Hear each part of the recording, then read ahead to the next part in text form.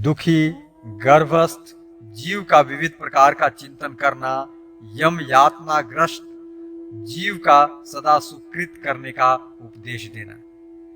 ताक्षर्य ने कहा, हे प्रभु, इस मर्त्य लोक में अपने पुण्य की संख्या के अनुसार सभी जातियों में जो मनुष्य निवास करते हैं वे अपना काल आ जाने पर मृत्यु को प्राप्त करते हैं। ऐसा लोक में कहते हैं। इसके विषय में आप मुझे बताएं। विधाता के द्वारा बनाए गए उस मार्ग में स्थित वे प्राणी अत्यंत कठिन मार्ग से होकर गुजरते हैं। किस पुण्य से वे प्रसन्नता पूर्वक जाते हैं और किससे वे यहाँ रहते हैं और कुल बल तथा आयु का लाभ प्राप्त करते हैं। सूत जी ने कहा, हे ऋषियों, यह सुनकर जिनके द्वारा इस पृथ्वी का निर्माण हुआ है, जिन्होंने समस्त चराचर जगत की सृष्टि की है और समर्थ यम को अपने विहित कार्य में नियोजित किया है, उन महाप्रभु ने मनुष्य के शरीर, कर्म, भय और रूप का स्मरण करके गरुड़ से इस प्रकार कहा। भगवान ने कहा, हे गरुड़, यम मार्ग में गमन करने वाले जीवात्माओं का ऐहिक शरीर नहीं अपितु धर्म, अर्थ, काम तथा चिरकालीन मोक्ष प्राप्त करने की अभिलाषा रखने वाले अंगुष्ठ मात्र परिणाम में स्थिर दूसरा शरीर होता है। वह उसी रूप में अपने पाप पुण्य के अनुसार लोक एवं निवास गृह प्राप्त करता है। हे द्विज, उस यातना शरीर में स्थिर होकर यम पाश से बंधा हुआ वह जीव पुनः पुनः रोदन करता है। अत्यंत पवित्र देश में द्विज का शरीर प्राप्त करके भी मैंने न भगवान विष्णु की पूजा की, न पितरों एवं देवताओं को तृप्त किया, न मैंने यज्ञ दान आदि किया और न योग्य पुत्रादि संतति ही। मुझ यम मार्गगामी का कोई बंधु नहीं है। मुझे पुनः द्विज का शरीर प्राप्त हो, इस इच्छा से कोई पुण्य कार्य भी नहीं किया है। अत्यंत दुर्लभ ब्राह्मण तत्व प्राप्त करके वेद और पुराण की संहिताओं का भी अध्ययन मैंने नहीं किया है। इस प्रकार रुदन करते हुए देही से यमदूत कहते हैं कि हे देहीन, हाथ में आए हुए ब्राह्मण शरीर, पवित्र देश आदि रूपी अनमोल रत्न भी तुमने खो दिए। हे देहीन, तुम उसी के अनुसार अपना निर्वाह करो जैसा कि तुमने किया है। मनुष्य क्षत्रिय वंश का हो अथवा वैश्य वंश का हो, वह शूद्र हो या नीच वर्ण का हो, किंतु यदि वह देवता, ब्राह्मण, बालक, स्त्री, वृद्ध, दीन और तपस्वियों का हंता है अथवा इन्हें उपद्रवग्रस्त देखकर परांडमुख हो जाता है, तो इसके सभी इष्ट देव उससे विमुख हो जाते हैं। पितृगण उसके द्वारा दिए गए तिलोदक का पान नहीं करते हैं और अग्निदेव उसके द्वारा दिए गए हव्य को भी नहीं स्वीकार करते हैं। हे पक्षींद्र, संग्राम के उपस्थित होने पर शस्त्र लेकर जो क्षत्रिय शत्रु सेना के समक्ष द्वेष और भयवश नहीं जाता है तथा बाद में मारा जाता है, तो उसका क्षात्र बल मानो व्यर्थ ही हो गया। जो युद्ध में वीर गति प्राप्त करता है, उसने मानो चंद्र एवं सूर्य ग्रहण के अवसर पर श्रेष्ठ ब्राह्मणों को दान दे दिया, श्रेष्ठ तीर्थों में जाकर सदा स्नान कर लिया, गया तीर्थ में पहुंचकर सदा पितरों को पिंडदान दे दिया। जो क्षत्रिय अपने कर्तव्यों का पालन करते हुए शरीर को छोड़ता है, वह सदा चिंता करता रहता है कि समर भूमि में मारे गए स्वामी के लिए, बलात् अपहृत गौ के लिए, स्त्री बालक की हत्या रोकने के लिए तथा मार्ग में लूटे जाने वाले साथियों के लिए अपने प्राणों का परित्याग मैंने नहीं किया। यमपाश में आबद्ध वैश्य अपने किए हुए कर्मों के विषय में सोचता है कि मैंने किसी प्रकार का पुण्य संचय नहीं किया। कुटुंब के लिए मुहांध होकर क्रय विक्रय में मैंने सत्य का भी प्रयोग नहीं किया। ऐसे ही शूद्र का शरीर प्राप्त करने वाला भी अपने कर्तव्य से विमुख रहते हुए यदि शरीर त्याग करता है, तो वह भी यह चिंता करता है कि मैंने ब्राह्मणों को न तो यश अस्कर दान दिया है और न उनकी पूजा की है। मेरे द्वारा इस पृथ्वी पर जलाशय का निर्माण नहीं करवाया गया है। मैंने किसी संस्कारहीन ब्राह्मण श्रेष्ठ का संस्कार कराने में योगदान भी नहीं किया है। शास्त्र विहित अपने कर्मों का परित्याग करके मदान्ध होकर मैं जीवित रहा। श्रेष्ठ तीर्थ में जाकर अपने शरीर का परित्याग भी नहीं किया। मैंने धर्मार्जन भी नहीं किया है। कभी सद्गति प्राप्त करने के लिए मैंने देवताओं की पूजा भी नहीं की है। समस्त लोकों में पृथ्वी, स्वर्ग और पाताल, ये 3 लोक सारभूत हैं। सभी द्वीपों में जम्बू द्वीप, समस्त देशों में देव देश अर्थात भारतवर्ष और सभी जीवों में मनुष्य ही सार हैं। इस जगत के सभी वर्णों में ब्राह्मण आदि 4 वर्ण तथा उन वर्णों में भी धर्मनिष्ठ व्यक्ति श्रेष्ठ हैं। इस लोक यात्रा के मार्ग में स्थित जीवात्मा धर्म से सभी प्रकार का सुख और ज्ञान प्राप्त करता है।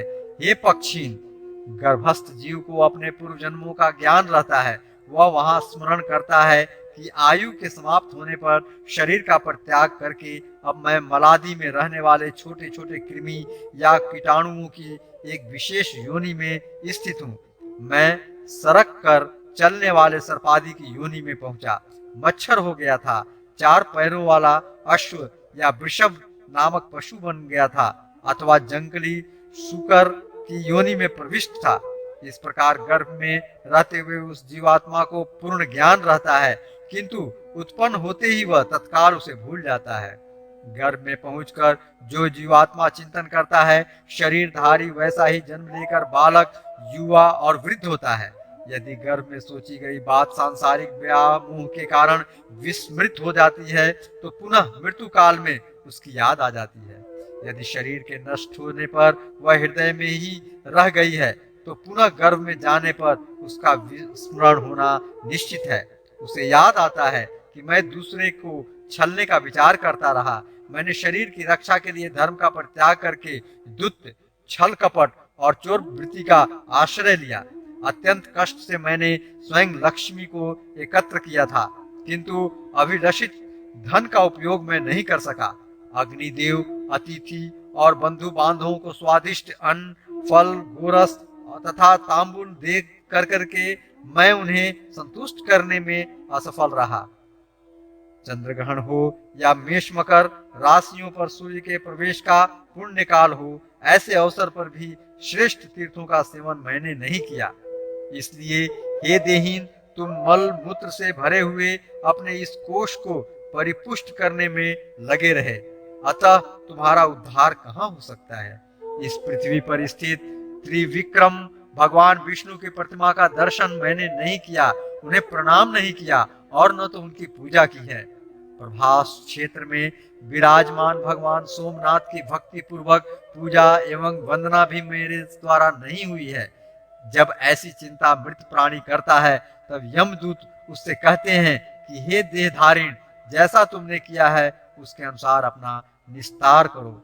हे देहीन, पृथ्वी के श्रेष्ठतम तीर्थों की सन्निधि में जाकर उनमें स्नान कर तुम्हारे द्वारा विद्वानों, ब्राह्मणों एवं गुरुजनों के हाथ में कुछ नहीं दिया गया, अतः जैसा तुमने किया है वैसा भोगो। हे जीव, तुमने चंदन और नैवेद्य आदि पंचोपसार से और चंदना युक्त बलि प्रदान करके मातृ का पूजन नहीं की। न तो तुम्हारे द्वारा विष्णु, शिव, गणेश, चंडी अथवा सूर्यदेव ही पूजे गए हैं, अतः तुमने जो कर्म किया है उसी में अपना निर्वाह करो। हे देहीन, तुम्हें तो देवत्व प्राप्त करने योग्य मानव योनि की प्राप्ति हुई थी, किंतु मोहवश यह सब समाप्त हो गया। विमूढ़ बुद्धि, तुमने अपनी गति को नहीं देखा, इसलिए जो तुमने किया है अब उसी में निस्तार करो। हे पक्षीन, धर्म, अर्थ तथा यश को प्रदान करने वाले ऐसे पूर्वोक्त परलोक पथ के पथिक जीवों के पश्चाताप वाक्य का विचार करके इस मनुष्य लोक में जो धर्माचरण करते हुए पुण्य देश में निवास करते हैं, वे इसी मनुष्य लोक में जीवन मुक्ति प्राप्त कर लेते हैं। ऊपर किए हुए वर्ण के अनुसार विलाप करते हुए प्रेम को यमदूत अपने काल स्वरूप मुंदरों से बहुत मारते हैं। वह हा देव यह स्मरण करता हुआ अपने को कोसते हुए कहता है कि तुमने अपनी कमाई से जो धन अर्जित किया था उसमें से किसी को दान नहीं दिया। पृथ्वी पर रहते हुए तुमने भूमि दान, गोदान, जल दान, वस्त्र दान, फल दान, तांबूल दान अथवा गंध दान भी नहीं किया, तो अब भला क्या सोच रहे हो। तुम्हारे पिता और पितामह मर गए, जिसने तुमको अपने गर्भ में धारण किया वह तुम्हारी माता भी मर गई, तुम्हारे सभी बंधु भी नहीं रहे, ऐसा तुमने देखा है। तुम्हारा 5 भौतिक शरीर अग्नि में जलकर भस्म हो गया। तुम्हारे द्वारा एकत्र किया गया संपूर्ण धन धान्य पुत्रों ने हस्तगत कर लिया। जो कुछ तुम्हारा शुभाषित है और जो कुछ तुमने धर्म संचय किया है वह तुम्हारे साथ है। इस पृथ्वी पर जन्म लेने वाला राजा हो या अथवा सन्यासी या कोई श्रेष्ठतम ब्राह्मण हो, वह मरने के बाद पुनः आया हुआ नहीं दिखाई देता है। जो भी इस धरातल पर उत्पन्न हुआ है उसकी मृत्यु निश्चित है। हे पक्षींद्र, दूतों के सहित धर्मराज के पार्षद जब प्रेत से इस प्रकार से कहते हैं तो दुखी वह प्रेत उन गणों की महान आश्चर्यपूर्ण बातों को सुनकर मनुष्य की वाणी में कहने लगता है। जब दान के प्रभाव से व्यक्ति विमान पर आरूढ़ होता है उस समय धर्म उसका पिता है, दया उसकी माता है, मधुर एवं अर्थ गांभीर्य युक्त वाणी उसकी पत्नी है और सुंदर तीर्थ में किया गया स्नान उसका हितैषी बंधु है। जब मनुष्य अपने हाथ से सुकृत करके उसको भगवान के चरणों में अर्पित कर देता है तब उसके लिए स्वर्ग किंकर की भांति हो जाता है। जो प्राणी धर्मनिष्ठ है वह अत्यंत सुख सुविधाओं को प्राप्त करता है और जो पापी है वह नाना दुखों का भोग करता है।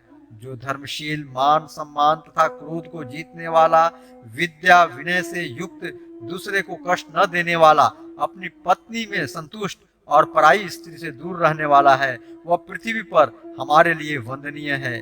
जो मिष्टादाता, अग्निहोत्री, वेदांती, हजारों चांद्रायण व्रत करने वाला, मास पर्यंत उपवास रखने में समर्थ पुरुष तथा पवित्रता नारी है, ये 6 इस जीव लोक में मेरे लिए वंदनीय है। इस प्रकार का सम्यक आचरण करते हुए जो मनुष्य वापी, कूप और जल से पूर्ण तालाब बनवाता है, जो प्याऊ, जलकुंड, धर्मशाला तथा देव मंदिर का निर्माण कराता है, वह उत्तम धर्म करने वाला है।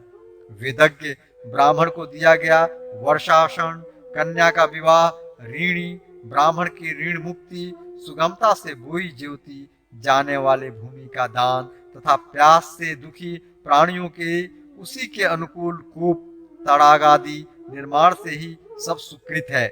शुद्ध भाव से जो प्राणी इस सुकृत सार रूप अध्याय को सुनता और पढ़ता भी है वह कुलीन है।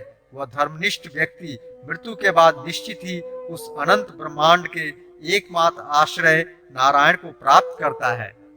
भगवान विष्णु द्वारा गरुड़ को दिए गए महत्वपूर्ण उपदेश, मनुष्य योनि प्राप्ति की दुर्लभता का वर्णन, मनुष्य शरीर प्राप्त कर आत्म कल्याण के लिए सचेष्ट रहना, संसार की दुख रूपता तथा अनित्यता और ईश्वर की नित्यता का वर्णन, काल के द्वारा सभी के विनाश का प्रतिपादन, सत्संग और विवेक ज्ञान से मोक्ष की प्राप्ति, तत्व ज्ञान रूपी मोक्ष प्राप्ति के उपाय, गरुड़ पुराण की वक्कृति, श्रोत्री परंपरा तथा गरुड़ पुराण का महात्म्य। गरुड़ ने कहा, हे दया के सागर, अज्ञान के कारण ही जीव की उत्पत्ति इस संसार में होती है। इस बात को मैंने सुन लिया। अब मैं मोक्ष के सनातन उपाय को सुनाना चाहता हूँ। हे देव देवेश, शरणागत वत्सल प्रभो, सभी प्रकार के दुखों से मलिन बनाए गए इस दुस्सर असार संसार में नाना प्रकार के शरीर में प्रविष्ट जीवों की अनंत राशियां हैं। वे इसी संसार में जन्म लेती हैं और इसी में मर जाती हैं, किंतु उनका अंत नहीं होता है। वे सदैव दुख से व्याकुल ही रहती हैं। यहाँ कहीं कोई भी सुखी नहीं है। हे मोक्षदाता स्वामीन, वे किस उपाय से मुक्त हो सकते हैं, उसको आप मुझे बताने की कृपा करें। श्री भगवान ने कहा, हे ताक्षर्य, जो तुम मुझसे पूछ रहे हो उसको सुनने मात्र से ही मनुष्य इस संसार के आवागमन के चक्र से मुक्त हो जाता है, उसे मैं कह रहा हूँ, तुम सुनो। हे खगेश, इस जगत से परे पर ब्रह्म स्वरूप निर्वयव, सर्वज्ञ, सर्वकर्ता, सर्वेश, निर्मल, अद्वय तत्व, स्वयं प्रकाश, आदि अंत से रहित, विकार शून्य, परात्पर, निर्गुण और सच्चिदानंद शिव है। उसी के अंश ये जीव हैं जो अनादि अविद्या से वैसे ही आच्छादित हैं जैसे अग्नि में उसके अंश विस्फुलिंग स्थित हैं। अनादि कर्मों के प्रभाव से प्राप्त शरीर आदि नाना उपाधियों में होने के कारण परस्पर भिन्न भिन्न हो गए हैं। सुख दुख प्रदान करने वाले पुण्य और पापों का उनके ऊपर निर्णय है। उसी कर्म के अनुसार उन्हें जाति, देह, आयु तथा भोग की प्राप्ति होती है। सूक्ष्म या लिंग शरीर के बने रहने पर पुनः पुनः जन्म मरण की परंपरा चलती रहती है। अस्थावर, कृमि, पक्षी, पशु, मनुष्य, धार्मिक, देवता और मुमुक्ष यथाक्रम 4 प्रकार के शरीरों को धारण करके हजारों बार उनका परित्याग करते हैं। यदि पुण्य कर्म के प्रभाव से उनमें से किसी को मानव योनि मिल जाए तो उसे ज्ञानी बनकर मोक्ष प्राप्त करना चाहिए। 84 लाख योनियों में स्थित जीवात्माओं को बिना मानव योनि मिले तत्व ज्ञान का लाभ नहीं मिल सकता है। इस मृत्यु लोक में हजार ही नहीं करोड़ों बार जन्म लेने पर भी जीव को कदाचित ही संचित पुण्य के प्रभाव से मानव योनि मिलती है। यह मानव योनि मोक्ष की सीढ़ी के समान है। इस दुर्लभ योनि को प्राप्त कर जो प्राणी स्वयं अपना उद्धार नहीं करता है, उससे बढ़कर पापी इस जगत में दूसरा कौन हो सकता है। अन्य योनियों से भिन्न सुंदर सुंदर इंद्रियों वाले इस जन्म का लाभ लेकर जो मनुष्य आत्महित का ज्ञान नहीं रखता है, वह ब्रह्मघाती है। किसी का भी पुरुषार्थ शरीर के बिना संभव नहीं है। अतः शरीर रूपी धन की रक्षा करते हुए पुण्य कर्म करना चाहिए। आत्मा सभी का पात्र है, इसलिए उसकी रक्षा में मनुष्य सर्वदा संलग्न रहे। जो व्यक्ति आजीवन इस आत्मा की रक्षा में प्रयत्नशील रहता है, वह जीवित रहते हुए भी अपना कल्याण देखता है। मनुष्य को ग्राम, क्षेत्र, धन, घर, शुभाशुभ कर्म और शरीर बार बार नहीं प्राप्त होता है। विद्वान लोग सदैव शरीर की रक्षा के उपाय में लगे रहते हैं। कुष्ठ आदि महाभयंकर रोगों से ग्रस्त होने पर भी मनुष्य उस शरीर को छोड़ना नहीं चाहता है। शरीर की रक्षा धर्म के लिए, धर्म की रक्षा ज्ञान के लिए और ज्ञान की रक्षा ध्यान योग के लिए तथा ध्यान योग की रक्षा तत्काल मुक्ति प्राप्ति के लिए होती है। यदि आत्मा ही अहितकारी कार्यों से अपने को दूर करने में समर्थ नहीं हो सकता है, तो अन्य दूसरा कौन ऐसा हितकारी होगा जो आत्मा को सुख प्रदान करेगा। यही इसी लोक में नरक रूपी व्याधि की चिकित्सा नहीं की गई तो औषधि विहीन देश में जाकर रोगी उससे मुक्ति का क्या उपाय करेगा। बुढ़ापा तो बाघिन के समान है। जिस प्रकार से फूटे हुए घड़े का जल धीरे धीरे बह जाता है, उसी प्रकार आयु भी क्षीण होती रहती है। शरीर में विद्यमान रोग शत्रु के सदृश कष्ट देते हैं। इसीलिए कल्याण इसी में है कि इन सभी से मुक्ति प्राप्त करने का सत प्रयास किया जाए। जब तक शरीर में किसी प्रकार का दुख नहीं होता है, तब तक विपत्तियां सामने नहीं आती हैं, और जब तक शरीर की इंद्रियां शिथिल नहीं पड़ती हैं, तब तक ही आत्म कल्याण का प्रयास हो सकता है। जब तक यह शरीर स्वस्थ है, तब तक ही तत्व ज्ञान की प्राप्ति के लिए सम्यक प्रयत्न किया जा सकता है। कोषागार में आग लग जाने पर मूर्ख कुआं खोदता है, ऐसे प्रयत्न से क्या लाभ। मनुष्य नाना प्रकार के सांसारिक कार्यों में व्यस्त रहने से समय को नहीं जान पाता है। वह दुख सुख तथा आत्महित को भी नहीं जानता है। पैदा होने वालों को, रोगियों को, मरने वालों को, आपत्तिग्रस्त को और दुखी लोगों को देखकर भी मनुष्य मोह रूपी मदिरा को पीकर नहीं डरता। संपदाएं स्वप्न के समान है, यौवन पुष्प के सदृश है, आयु चंचल बिजली के तुल्य नष्ट प्राय है। ऐसा जानकर भी जिसको धैर्य हो सकता है, 100 वर्ष का जीवन अत्यल्प है, वह भी निद्रा तथा आलस्य में आधा चला जाता है। तदंतर बाल्यावस्था, रोग, वृद्धावस्था एवं अन्यान्य दुखों में व्यतीत हो गया, और जो थोड़ा बचा वह भी निष्फल हो जाता है। जिस कार्य को तुरंत आरंभ कर देना चाहिए, उसके संदर्भ में जो उद्योगहीन होकर बैठा है, जहाँ जागते रहना चाहिए वहाँ जो सोता रहे, तथा भय के स्थान पर जो आश्वस्त होकर रहता है, ऐसा वह कौन मनुष्य है जो मारा नहीं जाता। जल के फेन के समान इस शरीर को आक्रमण करके जीव स्थित है। यहाँ जिन प्रिय वस्तुओं के साथ सन्निवास है, वे अनित्य हैं। अतः जीव कैसे निर्भय होकर नितांत अनित्य शरीर, भोग और पुत्र कलत्रादि के साथ रहता है। जो अहित में हित, अनिश्चिति में निश्चित और अनर्थ में अर्थ को विशेष रूप से जानने वाला है, वह व्यक्ति अपने मुख्य प्रयोजन को नहीं जानता। जो देखते हुए भी गिर जाता है, जो सुनते हुए भी सद ज्ञान को नहीं प्राप्त कर पाता है, जो सद ग्रंथों को पढ़ते हुए भी उसे नहीं समझ पाता है, वह देव माया से विमोहित है। काल के इस गहरे महासागर में यह संपूर्ण जगत डूबता उतराता रहता है। मृत्यु, रोग और बुढ़ापा रूपी ग्राहों से जकड़े जाने पर भी किसी व्यक्ति को ज्ञान नहीं हो पाता है। मनुष्य के लिए प्रति क्षण भय है। समय बीत रहा है, किंतु वह उसी प्रकार दिखाई नहीं देता है जैसे जल में पड़ा हुआ कच्चा घड़ा गलता हुआ दिखाई नहीं देता। कदाचित वायु को बांध कर रखा जा सकता है, आकाश का खंडन हो सकता है, तरंगों को किसी सूत्रादि में पिरोया जा सकता है, किंतु आयु में विश्वास नहीं किया जा सकता है। जिसके प्रभाव से पृथ्वी दहकती है, सुमेरु पर्वत विशीर्ण हो जाता है तथा सागर का जल सूख जाता है, फिर इस शरीर के संबंध में तो बात ही क्या। पुत्र मेरा है, स्त्री मेरी है, धन मेरा है, बंधु बांधव मेरे हैं। इस प्रकार में मी चिल्लाते हुए बकरे की भांति काल रूपी भेड़िया बलात् मनुष्य को मार डालता है। यह मैंने किया है, यह मुझे करना है, यह किया गया है या नहीं किया गया है, इस प्रकार की भावना से युक्त मनुष्य को मृत्यु अपने वश में कर लेती है। कल किए जाने वाले कार्य को आज ही कर लेना चाहिए। जो दोपहर के बाद करना है उसको दोपहर से पहले ही कर लेना चाहिए, क्योंकि कार्य हो गया है अथवा नहीं हुआ है, इसकी मृत्यु प्रतीक्षा नहीं करती। वृद्धावस्था पथ प्रदर्शक है, अत्यंत भयंकर रोग सैनिक है, मृत्यु शत्रु है। ऐसी विषम परिस्थितियों में फंसा हुआ मनुष्य अपने रक्षक भगवान विष्णु को क्यों नहीं देखता है। तृष्णा रूपी सुई से छिद्रित, विषय रूपी घृत में डूबे, राग द्वेष रूपी अग्नि की आंच में पकाए गए मानव को मृत्यु खा लेती है। बालक, युवा, वृद्ध और गर्भ में स्थित सभी प्राणियों को मृत्यु अपने में समाहित कर लेती है। ऐसा है यह जगत।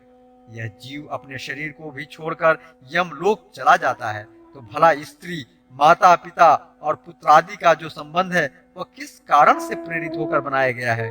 संसार दुख का मूल है, वह किसका होकर रहा है, अर्थात इसकी ओर जिसका मन अधिक रम गया है वही दुखित है। जिसने इस सांसारिक व्याह मोह का परित्याग कर दिया है वह सुखी है। उसके अतिरिक्त कहीं पर भी अन्य कोई दूसरा सुखी नहीं है।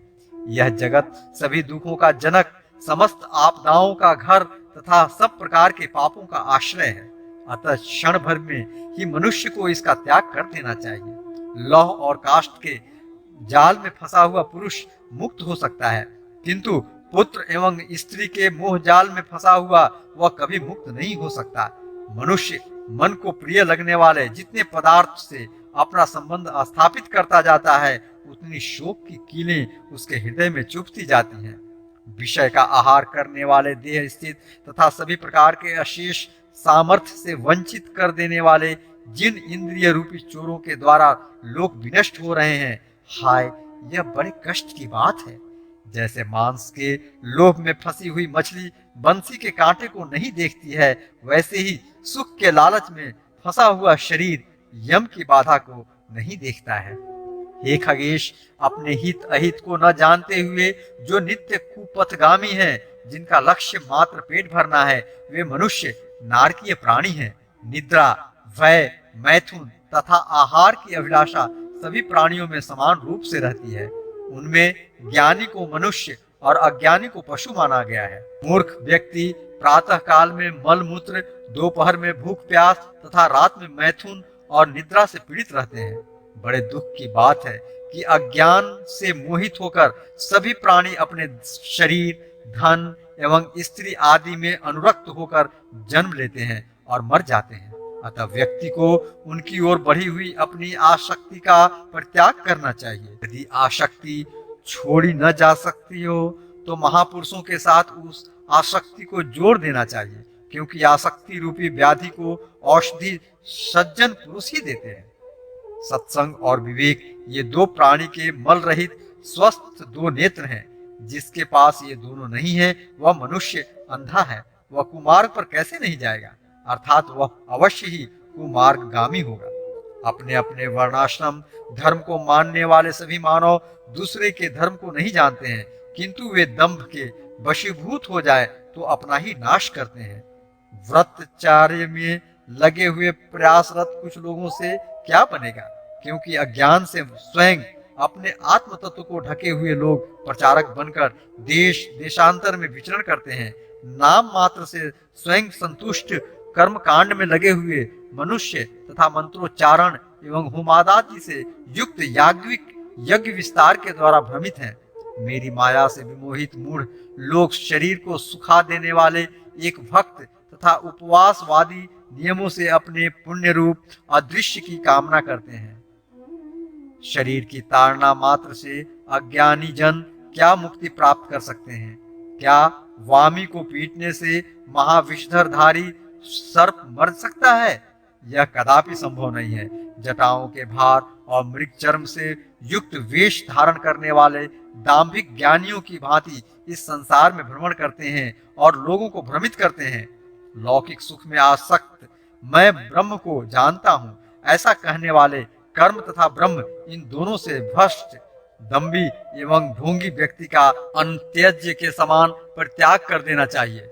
घर को वन के समान मानकर निर्वस्त्र और लज्जा रहित जो साधु गए गधे अन्य पशुओं की भांति इस जगत में घूमते रहते हैं, क्या वे विरक्त होते हैं? कदापि नहीं। यदि मिट्टी भस्म तथा धूल का लेप करने से मनुष्य मुक्त हो सकता है तो क्या मिट्टी और भस्म में ही नित्य रहने वाला कुत्ता मुक्त नहीं हो जाएगा? वनवासी ताप सजन घास फूस पत्ता तथा जल का ही सेवन करते हैं, क्या इन्हीं के समान वन में रहने वाले सियार चूहे और मृगादि जीव जंतु तपस्वी हो सकते हैं? जन्म से लेकर मृत्यु पर्यंत गंगा आदि पवित्रतम नदियों में रहने वाले मेढक या मछली आदि प्रमुख जलचर प्राणी योगी हो सकते हैं? कबूतर शीलाहार और चातक पक्षी कभी भी पृथ्वी का जल नहीं पीते हैं, क्या उनका व्रती होना संभव है?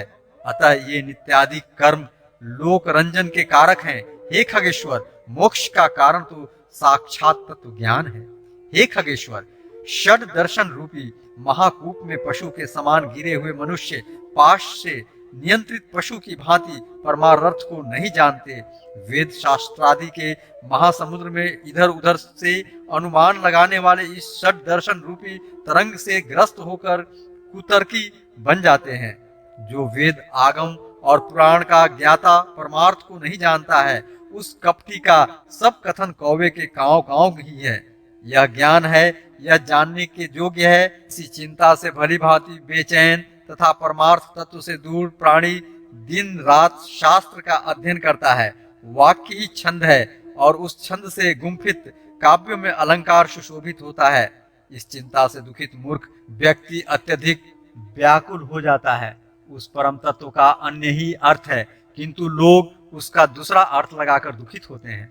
शास्त्रों का सद्भाव कुछ और ही है, किंतु वे उसकी व्याख्या उससे भिन्न ही करते हैं। उपदेश आदि से रहित कुछ अहंकारी व्यक्ति उन्मनी भाव की बात कहते हैं, किंतु स्वयं उसका अनुभव नहीं करते हैं। वे वेद शास्त्रों को पढ़ते हैं और परस्पर उसको जानने का प्रयास करते हैं, किंतु जैसे कलछी पाक का रसास्वाद नहीं कर पाती है, वैसे ही वे परम तत्व हुई नहीं जान पाते हैं। सिर पुष्पों को ढोता है, परंतु उसकी सुगंध का अनुभव नासिका ही करती है। बहुत से लोग वेद शास्त्र पढ़ते हैं, किंतु उनके भाव को समझने वाला दुर्लभ है। अपने ही भीतर विद्यमान उस परम तत्व को न पहचान कर मूर्ख प्राणी शास्त्रों में वैसे ही व्याकुल रहता है, जैसे कछार में आए हुए बकरी या भेड़ के बच्चों को एक गोप कुएं में खोजता है। सांसारिक मोह को विनष्ट करने में शब्द ज्ञान समर्थ नहीं है, क्योंकि दीपक की वार्ता से कभी अंधकार को दूर नहीं किया जा सकता है। बुद्धि रहित व्यक्ति का पढ़ना वैसे ही है जैसे अंधे के हाथ में दर्पण हो। अतः प्रज्ञावान पुरुषों के द्वारा अधिक शास्त्र तत्व ज्ञान का लक्षण है। यह ज्ञान है, यह जानने के योग्य है। ऐसे विचारों में फंसा हुआ मनुष्य जब कुछ जानने की इच्छा करता है, किंतु हजार दिव्य वर्षों तक पढ़ने पर भी वह शास्त्रों का अंत नहीं समझ पाता है। शास्त्रों अनेक हैं, किंतु आयु बहुत ही कम है और उसमें भी करोड़ों विघ्न बाधाएं हैं। इसलिए जल में मिले हुए क्षीर को जैसे हंस ग्रहण कर लेता है, वैसे ही उनके सार तत्वों को ग्रहण करना चाहिए। हे ताक्षर्य, वेद शास्त्रों का अभ्यास करके जो बुद्धिमान व्यक्ति उस परम तत्व का ज्ञान प्राप्त कर लेता है, उसको उन सभी का परित्याग उसी प्रकार करना चाहिए जिस प्रकार एक धान्यार्थी पुरुष धान ग्रहण कर लेता है और पुआल को फेंक देता है। जैसे अमृत के पान से संतृप्त प्राणी का भोजन से कोई सरोकार नहीं रह जाता है, वैसे ही तत्व को जानने वाले विद्वान का शास्त्र से कोई प्रयोजन नहीं रह जाता है। हे विनातमज, वेदाध्ययन से मुक्ति संभव नहीं है और न तो शास्त्रों को पढ़ने से वह प्राप्त हो सकती है। वह कैवल्य ज्ञान के ही सुलभ है, किसी अन्य साधन से नहीं। आश्रय उस मोक्ष का कारण नहीं हो सकता है, दर्शन भी उसी की प्राप्ति के कारण नहीं है। वैसे ही सभी कर्मों को उसका कारण नहीं मानना चाहिए, उसका कारण ज्ञान है। मुक्ति देने वाले गुरु की एक वाणी है, अन्य सभी विद्याएं विडंबना करने वाली हैं। हजार शास्त्रों का भार सिर पर होने पर भी प्राणी को जो संजीवन देने वाला वह परम तत्व अकेला ही है। सभी प्रकार की क्रियाओं से रहित वह अद्वैत शिव तत्व कहा गया है। उसको गुरु के मुख से प्राप्त करना चाहिए। वह करोड़ों आगम शास्त्रों का अध्ययन करने से मिलने वाला नहीं है। ज्ञान दो प्रकार का कहा जाता है, एक है शास्त्र कथित ज्ञान और दूसरा है विवेक से प्राप्त हुआ ज्ञान। इसमें शब्द ही ब्रह्म है ऐसा आगम शास्त्र कहते हैं, वह परम तत्व ही ब्रह्म है ऐसा विवेकी जन कहते हैं। कुछ लोग अद्वैत को प्राप्त करने की इच्छा रखते हैं और कुछ लोग द्वैत को चाहते हैं, किंतु वे सभी यह नहीं जानते हैं कि वह परम तत्व समभाव वाला है, वह दैतादैत से रहित है। बंधन और मोक्ष के लिए इस संसार में दो ही पद हैं, एक पद है यह मेरा है और दूसरा पद है यह मेरा नहीं है। यह मेरा है इस ज्ञान से वह बंध जाता है और यह मेरा नहीं है इस ज्ञान से वह मुक्त हो जाता है। जो कर्म इस जीवात्मा को बंधन में नहीं ले जाता है वही सत्कर्म है। जो प्राणी को मुक्ति प्रदान करने में समर्थवती है वही विद्या है। इसके अतिरिक्त दूसरा कर्म तो परिश्रम करने के लिए होता है और दूसरी विद्या कैलायन पुण्य को प्रदर्शित करने के लिए होती है। जब तक प्राणियों को कर्म अपनी ओर आकृष्ट करते हैं, जब तक उनमें सांसारिक वासना विद्यमान है और जब तक उनकी इंद्रियों में चंचलता रहती है, तब तक उन्हें परम तत्व का ज्ञान कहाँ हो सकता है। जब तक व्यक्ति में शरीर का अभिमान है, जब तक उसमें ममता है, जब तक उस प्राणी में प्रयत्न की क्षमता रहती है, जब तक उसमें संकल्प तथा कल्पना करने की शक्ति है, जब तक उसके मन में स्थिरता नहीं है, जब तक वह शास्त्र चिंतन नहीं करता है एवं जब तक उस पर गुरु की दया नहीं होती है, तब तक उसको परम तत्व कथा कहाँ से प्राप्त हो सकती है। तभी तक ही तप, व्रत, तीर्थ, जप तथा होमादि कृत्य एवं वेद शास्त्र तथा आगम की कथा है। जब तक व्यक्ति उस परमार्थ तत्व को नहीं जान जाता है, हे ताक्षर, यदि व्यक्ति अपना मुंह चाहता हो तो वह सभी अवस्थाओं में प्रयत्न पूर्वक सदैव तत्वनिष्ठ होकर रहे। दैहिक, दैविक और भौतिक इन तीनों तापों से संतप्त प्राणी को धर्म और ज्ञान जिसका पुष्प है, स्वर्ग तथा मोक्ष जिसका फल है, ऐसे मोक्ष रूपी वृक्ष की छाया का आश्रय करना चाहिए। अतः श्री गुरुदेव के मुख से प्राप्त ज्ञान के द्वारा आत्म तत्व को जानना चाहिए। ऐसा करने से जीव इस दुर्धर्ष संसार के बंधन से सुख पूर्वक मुक्त हो जाता है। हे गरुड़, उस तत्वज्ञ का अंतिम कृत्य सुनो, जिसके द्वारा ब्रह्म पद या निर्वाण नाम वाला मोक्ष प्राप्त होता है। अब मैं उसे कहूंगा। अंत समय आ जाने पर पुरुष भय रहित होकर असंग रूपी शस्त्र से देहादि की आसक्ति को काट दे। घर से सन्यासी बनकर निकला धीरवान पुरुष पवित्र तीर्थ में जाकर उसके जल में स्नान करे, तदंतर वहीं पर एकांत देश में किसी स्वच्छ एवं शुद्ध भूमि में विधिवत आसन लगाकर बैठ जाए तथा एकाग्रचित होकर गायत्री आदि मंत्रों के द्वारा उस परम शुद्ध ब्रह्माक्षर का ध्यान करे। ब्रह्म के बीज मंत्र को बिना भुलाए वह अपनी श्वास को रोककर मन को वश में करे। मन रूपी घोड़े को बुद्धि रूपी सारथी द्वारा सांसारिक विषयों से उसका नियंत्रण करे। अन्य कर्मों से मन को रोककर बुद्धि के द्वारा शुभ कर्म में मन को लगाए। मैं ब्रह्म हूँ, मैं परम धाम हूँ, मैं ही ब्रह्म हूँ, परम पद मैं हूँ। इस प्रकार की समीक्षा करके आत्मा को निष्कल आत्मा में प्रविष्ट करना चाहिए। जो मनुष्य ओम इस एकाक्षर ब्रह्म का जप करता है वह अपने शरीर का परित्याग कर परम पद प्राप्त करता है। जहाँ ज्ञान वैराग्य से रहित अहंकारी प्राणी नहीं जाते हैं, वहीं सुधीजन जाते हैं। उनके विषय में अब तुम्हें बताता हूँ। मान मोह से रहित, आसक्ति दोष से परे, नित्य अध्यात्म चिंतन में दत्तचित, सांसारिक समस्त कामनाओं से रहित और सुख दुख नामक द्वंद्व से मुक्त जो ज्ञानी पुरुष हैं, वे ही उस अव्यय पद को प्राप्त करते हैं। जो व्यक्ति ज्ञान रूपी हृदय में राग द्वेष नाम वाले मल को दूर करने वाले सत्य रूपी जल से भरे हुए मानस तीर्थ में स्नान करता है, उसी को मोक्ष प्राप्त होता है। प्रौढ़ वैराग्य में स्थित होकर अनन्य भाव से जो मनुष्य मेरा भजन करता है, वह पूर्ण दृष्टि वाला प्रश्नात्मा व्यक्ति मोक्ष प्राप्त करता है। घर छोड़कर मरने की अभिलाषा से जो तीर्थ में निवास करता है और मुक्ति क्षेत्र में मरता है, उसे मुक्ति प्राप्त होती है। अयोध्या, मथुरा, माया, काशी, कांची, अवंतिका तथा द्वारका, ये 7 पुरियां मोक्ष प्रदान है। हे ताक्षर्य, ज्ञान वैराग्य से युक्त यह सनातन मोक्ष धर्म ऐसा ही है, इसको तुम्हें सुना भी दिया है। दूसरा प्राणी भी ज्ञान वैराग्य पूर्व इसको सुनकर मोक्ष प्राप्त करता है। तत्वज्ञ मोक्ष प्राप्त करते हैं, धर्मनिष्ठ स्वर्ग जाते हैं, पापी नरक में जाते हैं। पक्षी आदि इसी संसार में अन्य योनि में प्रविष्ट होकर घूमते रहते हैं। सूत जी ने कहा, हे महर्षियों, अपने प्रश्न के उत्तर के रूप में